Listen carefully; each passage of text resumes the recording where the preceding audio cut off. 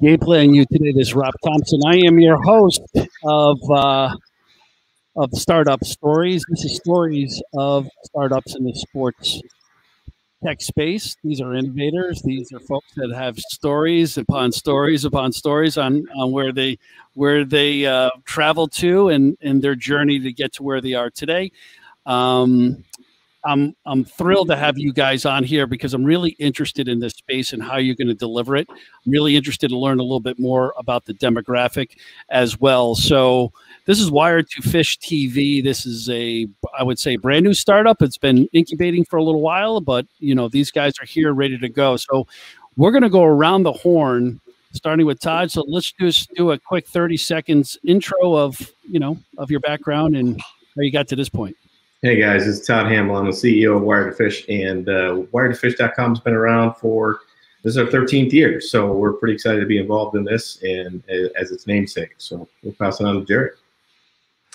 Yeah, my name is Jared Edwards. I'm a former Bassmaster Elite Series touring pro.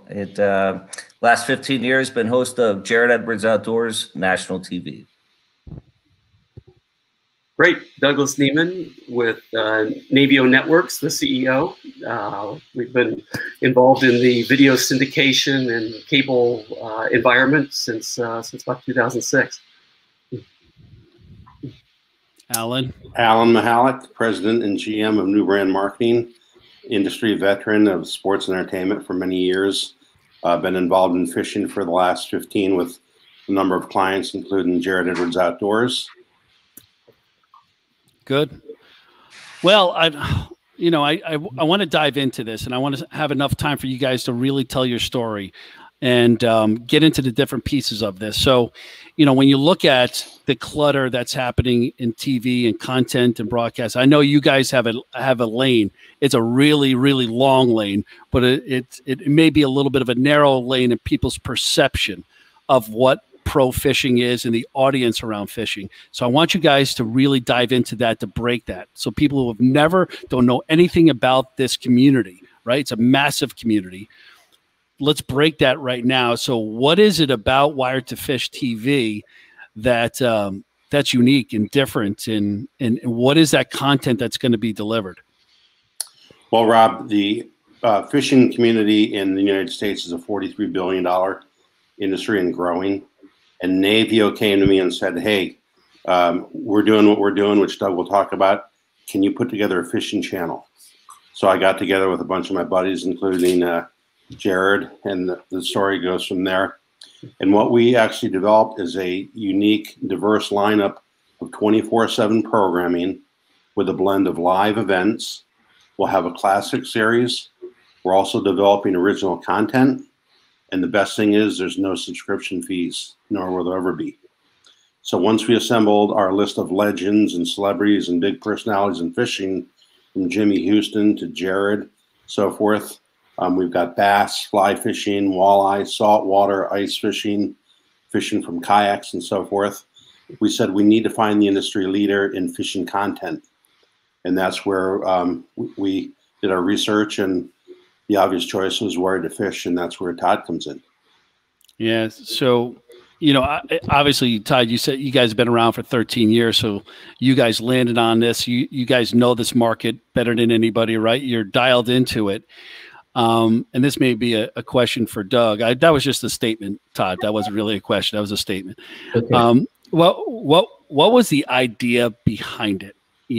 And really, let's talk about the size of the market. Sure. Yeah, I mean, I think you have sort of two markets in play, and one of those really is obviously the fishing market. You have, as Alan mentioned, you have 1 in 7 Americans have.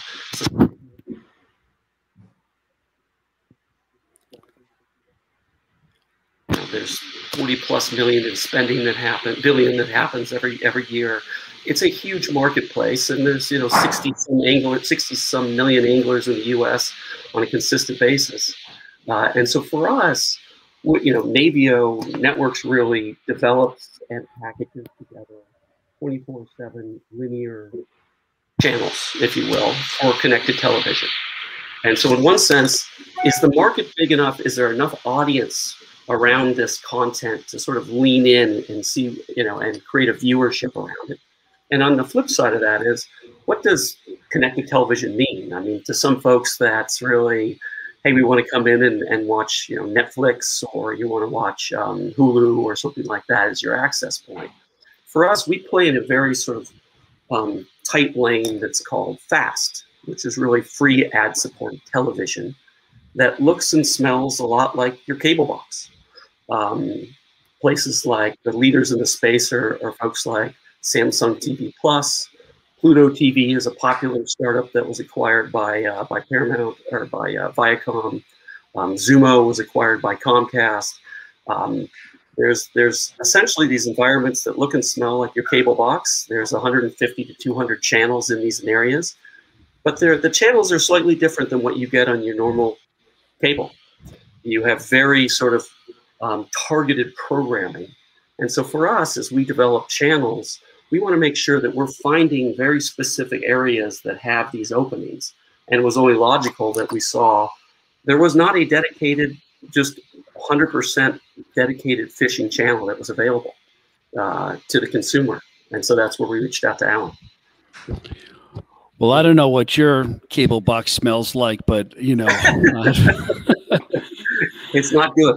Oh, gee whiz. But no, I totally get it. So advertising is your revenue stream, right? So, right. So you have to really scale that viewership, and you got to scale those consumers quickly to get the. Do you find that when you drill down on the demographic of who's watching, right? I'm assuming, uneducated on this one, I'm assuming it's the 25 through 58, 62-year-old male, working class, blue collar, or am I completely off on that one? It runs the gamut a little bit in this. From a fishing perspective, I think you're spot on, Rob. I think from the audience in this sort of free ad-supported connected television does run the gamut. Obviously, there's a sort of a large millennial audience that are really sort of, cord cutters or have never actually had cable before. So there's a sort of a good segue in there. And then a lot of times you actually have a little bit of an older audience that have gotten rid of expensive cable, especially during the pandemic. The marketplace has exploded.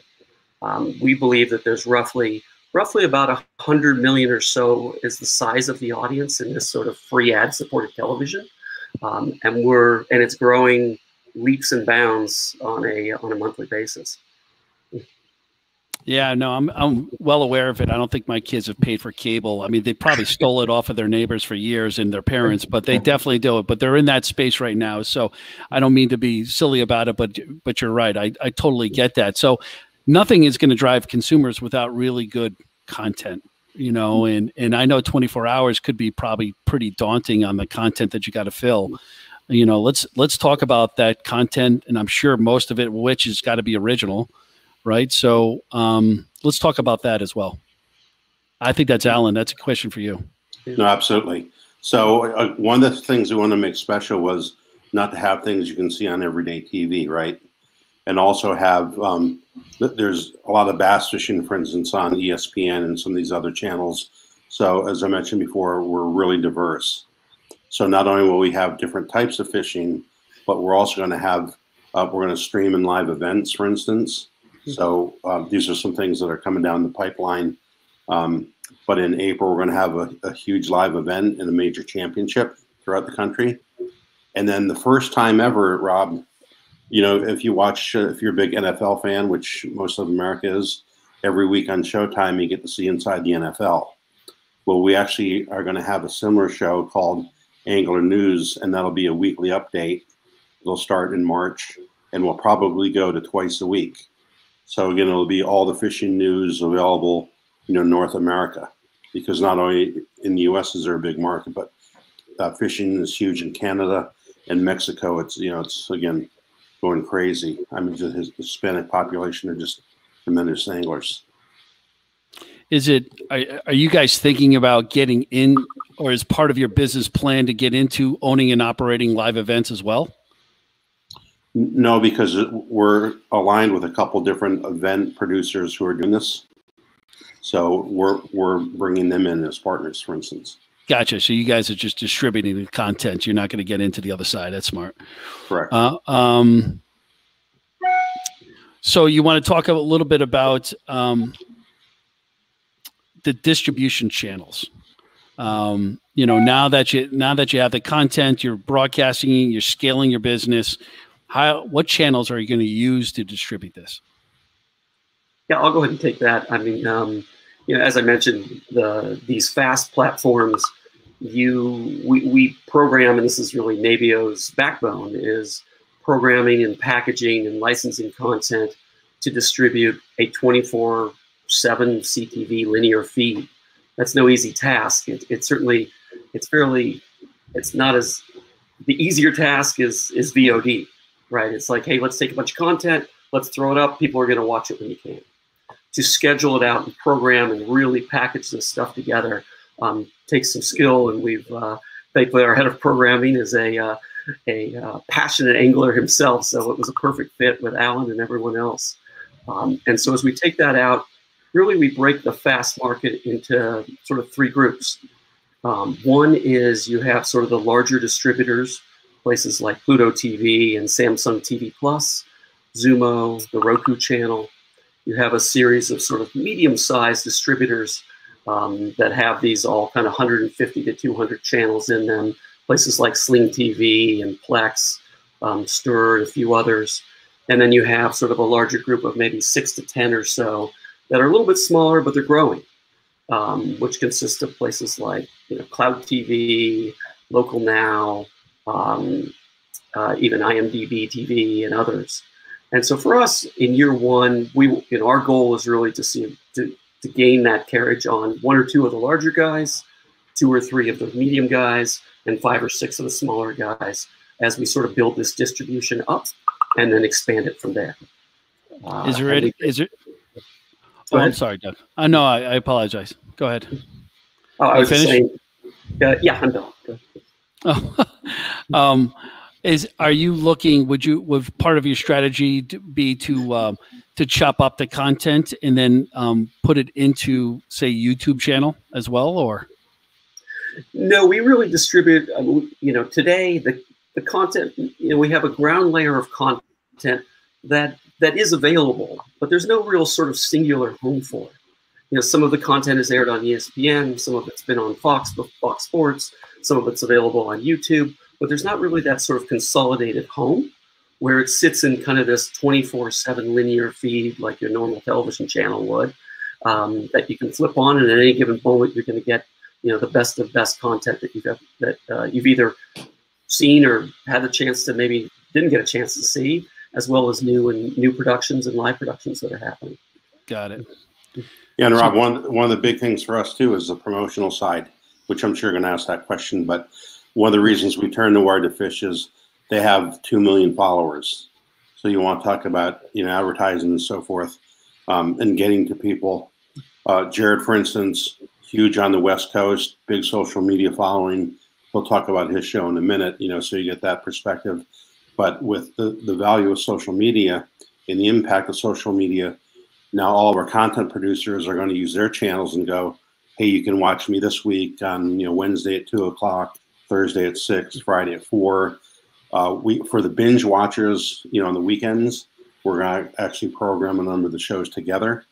I mentioned before the classics, and we're even going to have, as I mentioned, not only the weekly update show, we're also going to have a program called Fish Tales with the Legends of Fishings, where you get behind, you know, these guys who've been fishing forever and have huge followers. People can get behind the scenes and go, hey, they'll learn how you got into the fishing industry, you know, what piqued your interest, what was the big fish that got away, and of course, besides your wife, which was the biggest fish you ever caught. Well, I don't know if my wife would like to claim that one. But Todd, let's talk about you. I mean, if this came from you from 13 years ago, and what was your initial, like, why did you get into this industry? Were you a passionate fisherman? Did you just see it as an underserved market, or what was your thoughts? The owners of our company were professional walleye anglers, so they travel around the country, and they were beginning to supply jerseys with logos on to the rest of their fellow competitor anglers. And I was brought on board to build that. So we had at one point of both the bass and the walleye traveling circuits is we had about 72% of all the professional anglers that were fishing. So I've been in the business for 25 years. So 13 years ago, we started Wired. It was a natural transition because we knew all the marketing directors or the CEOs or the vice presidents of all these companies, these endemic companies. So it was a pretty easy transition, but we also knew we needed to have a foothold in digital. But we needed to carve a space in between where everybody else already were. We weren't a tournament organization. We weren't a tournament coverage organization. We needed to be a content publisher. And so we hired very good guys that are very talented to make video and written content to teach people in the masses how to fish or how to fish better or latest techniques or, you know, what to do this time of year in your type of lake. And that's become what we do. But we also drive business to online retailers as well as taking care of some of the production work for some of the industry companies to do some of their new product rollouts, let's say. We do a lot of tackle reviews as well. So when the guys came to me and said, here's this opportunity, we've heard this before, but we never heard the opportunity of being the namesake. And what was really attractive to us as a group was doing this for 12 years, the technology and the media consumption has changed a ton. And it's probably not changed more than it has the last probably 18 months. And it'll probably even be more as we move forward. But as we evolve, we look at our demographics and seeing that we have to go someplace else to get in front of the people that don't go to the platforms we're on. We have 1.7 million followers on YouTube and Facebook and Twitter and Instagram, but not everybody lives there. We found out that people live on specific platforms. They really don't cross over a lot. And website being the nucleus and driving everything back to it is we need to push out as well. And this was a great opportunity to get where everyone is going. And we like to, I always tell people this, but we are a company that likes to make new footprints in the snow. We don't like to follow a lot of folks. So this was really fit our wheelhouse very well. Yeah. So, I mean, that's so critical, especially when you're pushing out content to have that home base and that headquarters. Right. And so this is that going to be that new headquarters. This is where all your content is going to live, right? Eventually. Yeah. Jarrett, you're not going to, I'm going to pick on you now. So go for it. what I really want to know is, you know, you are professional, right? You're a pro fisherman, right? You used to be, did that for a living for 5 years. Yes. Right. Which is incredible, by the way. You know, growing up in the shores of Connecticut, I was hitting, you know, blues and stripers, and I never once thought in my mind that that would ever be a profession for anybody. So sure. What's your story? And I know I live down in Florida now, so once you jump in the water here, you're part of the food chain. But what's your story? You know, when, like, was it your dad or your grandfather that got you into fishing, or was it something you just did with your buddies? Like, how did it all start? Yeah, you know, my father took me fishing growing up in Illinois, the bank of Fox Lake. And I remember he put a piece of cheese on the hook and caught a carp. And I was just, you know, like on cloud nine. And as I grew up, my grandfather in Texas, he would always mail me tapes of TNN, the Bassmaster show. And well, you know, perception, right, versus reality, sometimes a little different. But I'm seeing all these guys in these big glittery boats and winning these big tournaments for 50,000 and getting paid for it. And I said, why not me? Right. I got to be that guy. And so graduating high school, we moved to, well, actually in 8th grade, we moved to Southern Colorado, about 8,800 feet elevation. Wow. Literally next to Alaska, the least amount of bass anywhere you could go. So to be a pro angler in Colorado was rare. And my dad said, well, hey, if you don't want to get a traditional job, you have to prove you have what it takes. And boy, I knew that there was some big bass living in this lake. Actually, the fish right behind me is what I call Bertha. And so I borrowed my girlfriend's car, and on the 31st day of fishing this lake, September 20th of 97, fishing off the shore, 17 years old, I caught the largest bass ever caught in the state of Colorado. It's the Colorado state record, and it's still the record today, 20-something years later. And that really helped jumpstart an opportunity for me to learn how to do seminars and work with media and so forth. My goal was to be a professional angler. And after I graduated high school in '98, at the age of 18, I moved currently here at Lake Powell. I began guiding and fishing the Bassmaster Western Opens. And we qualified for more of your NASCAR level back then, which was the Bassmaster Top 150. That's where most of your ESPN exposure, as well as your sponsorships were. And we did that for 4 years until we made the big leagues in 2006, which was the Bassmaster Elite Series. At that year, I was having a good year. I was 25. I was the youngest competing full time, and came down with lymphoma cancer, and took a year off tour. And the good thing from that is we helped create a new rule for Bassmasters about when people get hurt or sick out there, that I was canceled out. I wasn't allowed to requalify right away. But now there's a medical clause in there, thanks to that one other angler. So I was thankful for that.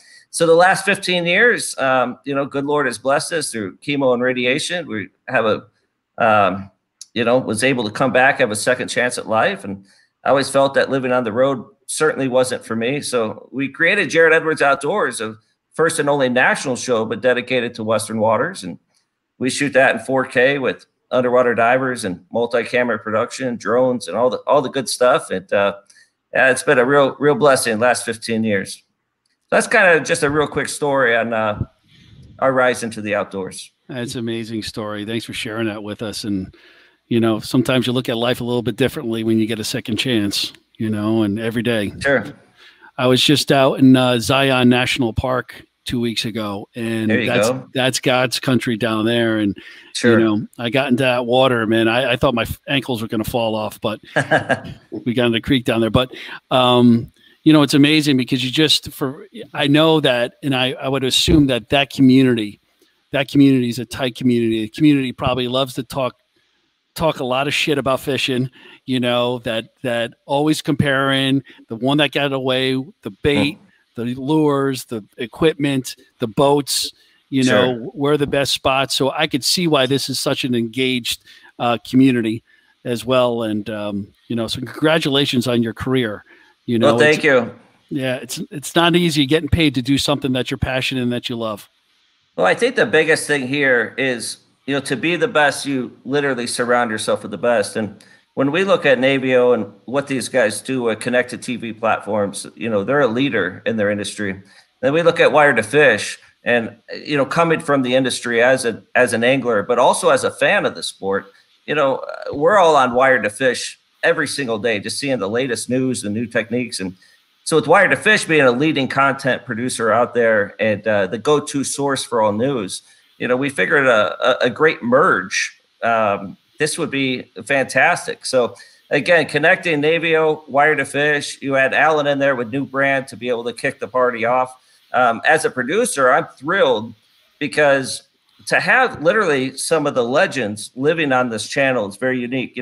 Most of the time, if you want to see one person's show, you might have to subscribe to, say, Outdoor Channel. Another person's show, you might have to get Discovery Channel. Another person, you might, you know what I mean? By the time you're done with it, your cable bill will be well over $100 just to subscribe to everything you want. And Navio's literally brought the best fishing content all right to one channel. And to do that without a fee is phenomenal. So what we have in the works moving forward, the newest producers coming online, and a very diverse series of angling, we are just literally over the top on the future of this network is living right here on Wired2FishTV. So that we're just thrilled about it. Yeah, it sounds like it. Now I get the whole picture. I got the picture of you guys now, and I think our audience does too. I couldn't, I wish you guys the best of luck on this thing. And Rob, just one more thing to piggyback on what Jared talked about. We have another series, actually. It's called the Outdoor Fishing Foundation, Freedom Foundation. And this is a bunch of veterans who've been in, overseas, serving their country, just phenomenal guys with incredible stories. I mean, you'll hear guys talk about how they're on tours of duty and saving lives and people saving their lives while they're fishing. So again, just a great medium. And again, as you know, branding's all about storytelling, and that's right. That's what we're about. Yeah, I mean, we should have ended after Jared Allen. You know, we didn't have to. No, I'm joking. I'm joking. How do people find you guys out right now, Todd? Where do they find all the information that they need? Actually, I'm gonna pass that off to Doug. There you go, Doug. Yeah, sure. So we are in the final stages of launching the channel in sort of 3 dedicated platforms that'll launch this month. One of those is Cloud TV, KLOWD TV. Another one's called Local Now, and another one is called Plex. So if you have a Roku box or an Apple TV Plus or even Amazon Fire, you'd look up any of those apps, download the app, and you'll see the channel environments in there. And as we go live and launch, we'll promote those launches on Wired2Fish. So I would just sort of continue to check back there, and we'll have all the latest and greatest as the distribution rolls out. Awesome. And I have a new startup. It's going to be scented cable boxes. Doug, I'm bringing it right to you. It's going to be we can do it. Great job, gentlemen. Any final words? Final words, Alan? Just one last thing. Yeah, in addition to the promotion that Doug mentioned, all of our content producers will be splashing out on social media. We actually had a press release go out yesterday, and it's the buzz of the industry. As my son said, we're both wired and buzzed now, so that's where we're headed. Pretty exciting, guys. I wish you guys all the best. It just seems like just getting a feel for these. I do a lot of these, and you got a super talented team here with a lot of passion and such a great lane to be in, and just a great bunch of consumers, I'm sure, and viewers that are just the salt of the earth and the foundation of the United States. And these are the people who build us and keep us safe and do all those things. So, on behalf of all of us at Game Playing You, we wish you nothing but the best. Thanks for your time tonight, gentlemen, and we'll see you next time. And Alan, no more final words. You're cut off on this one. Thanks a lot, Rob. We appreciate it. Thanks, Rob. See you guys. Take care now. Bye-bye. This is Rob Thompson. You're watching Game Playing You today. That's all the boys. Watch that show. Check it out and get involved. Hold on. We got one comment. There you go. There you go. Adam gets the last word. Yeah. See, Adam got the last word in that family. See you guys later. Take care. See you. Thanks.